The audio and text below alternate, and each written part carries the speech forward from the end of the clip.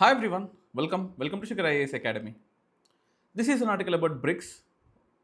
In the next coming months, what is our plan? What we have to do? What is a uh, no? What India is getting, right? Though this might be the old picture, but it has a new relevance, right? BRICS is seen by the USA as a threat to the concerns of USA. Maybe is G7 against BRICS, or BRICS is an alternative to the G7? What exactly is it alternative to G20? What is its ideology? And how it is impacting India? Comparison of G7 and BRICS, that is what we are going to discuss today. Okay, welcome. Into 2025, I think in Rio de Janeiro, Brazil, July 6th to 7th is where we are having our BRICS summit. And of course, BRICS is expanded till 11, that is Brazil, Russia, India, China, South Africa, because South Africa is the last one to include. It was a BRIC, now became BRICS, but now that was added by Saudi Arabia, UAE, Iran, Egypt, Ethiopia, and Indonesia. Now, decisions within BRICS are made consensus among member states. This is not like any other, I don't want to blame any group here, but in BRICS, we give value. Though there might be autocrats, there might be, non-democratic people inside BRICS, but the decisions in the BRICS were democratic. That is where you have to accept. And this is this is like a cooperation for the developing nations. We are all developing nations, no? We have to cooperate. I'm India, you're China, your friend is Russia, we have South Africa, our friend. There is a huge resources in UAE, Saudi Arabia. There is huge minerals in Egypt. There are huge labor in Ethiopia and minerals in Ethiopia. There is huge market in Indonesia. Are come on, yaar. What is West? We all unite together. We are all South. South-South cooperation. We are South. Accelerating the growth. That is what we need now. Now, in terms of geopolitical, these three people, us, China, and Russia. China and India may have so many issues. It may support Pakistan directly, or it may not support India in United Nations Security Council. But you believe it or not, we need the help of China to grow or accelerate. You may don't like this statement, but in terms of industrial sector, we need the help of China along with Russia, along with South Africa to accelerate. We need that technology. Of course, we are happy that if opportunities from China are going away and coming to India, we are happy. But we need the help of China to accelerate, to run faster. So for that, we need a geographical or a geopolitical meeting. If you directly go to China, it may offer, it may not offer. But in a geopolitical context, for the larger interest of the South-South cooperation, or maybe going away from the interest of the West, we need a support. So China can support us, Russia can support us, right? So that is what mentioned here. Though it is a very complex revolving relationship, but China, Russia, India should be friends. It's not they can be friends. Are for the development of Asia, to counter USA, to counter Europe, we have to unite. There is nothing. Namely, there is nothing. You have to unite. Now, de-dollarization. How many days you have to depend on dollar here?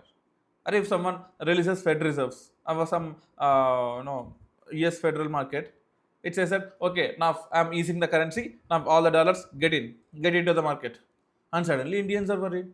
Look at this. Will US Fed rate pause derail RBI's liquidity easing plans? What is this? We are making our own plans. Extra money released by the US market in USA or maybe in the world dollars, should we fear for it? Should we change our plans according to it? What is this here?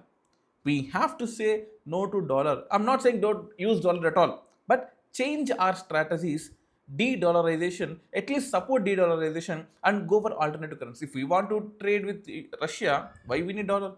If we need to trade with UAE, why we need dollar? If we need to trade with any other country, why we need dollar? Everyone should question the same question which I am questioning you. Then the de-dollarization can go faster, and we are a democratic country, we are a sovereign country, we should not depend on any other person or any other country. To that to happen, the harsh reality, the harsh truth is is go de-dollarization, go away from dollars, right? Build your own intensive currencies or group currencies. Yes, in mentorship program we have in Shikara Academy, where for TSPSC 25-26 batch, where we have personal mentorship minimum of 6 months, daily one-to-one mentorship will be there by Deepka ma'am.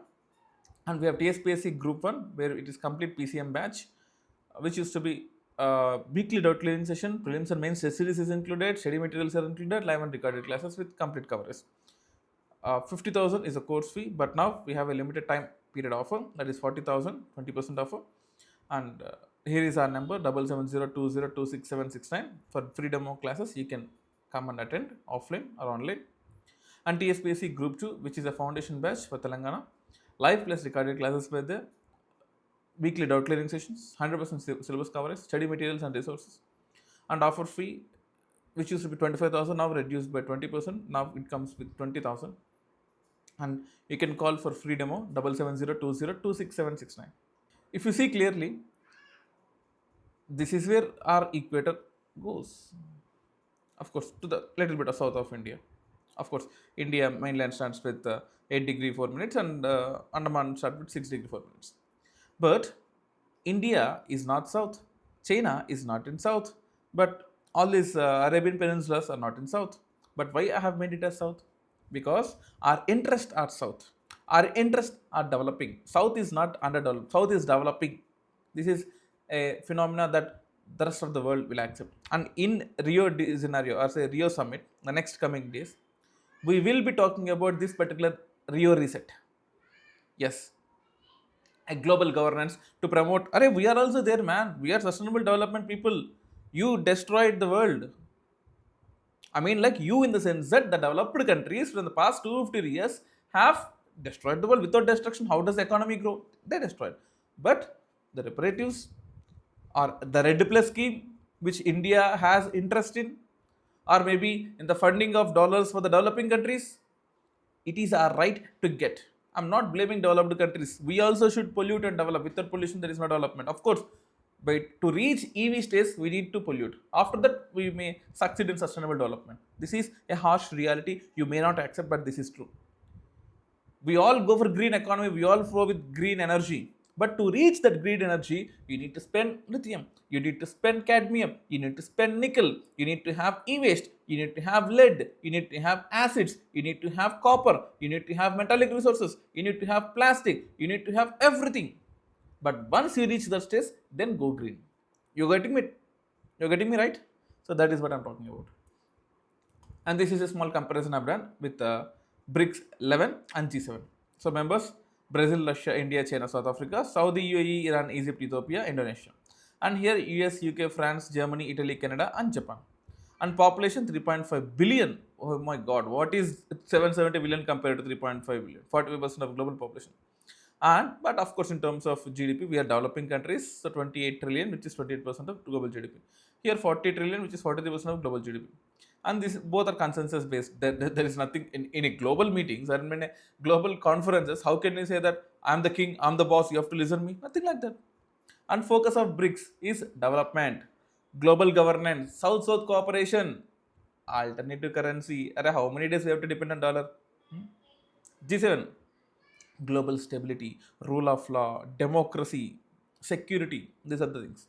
And what India gets? India is a founding member. Yes, we have all rights in BRICS. India is security member and it has all developmental concerns. But in G7, we are not a member here. We are not a member. We were invited, but we are not a member. Now look at this question.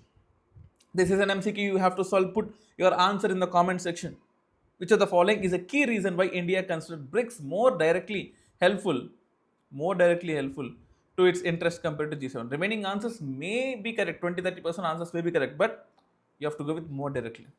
Now, India is the founding, yes. Influential, yes. Members of BRICS. Okay, till here it is correct. Allowing it to set agenda and promote in its interest. Obviously, our interest should prevail, especially on issues like cross-border terrorism and global governance forum. Yes, this is true. BRICS consist only of advanced Western countries. No. Full wrong.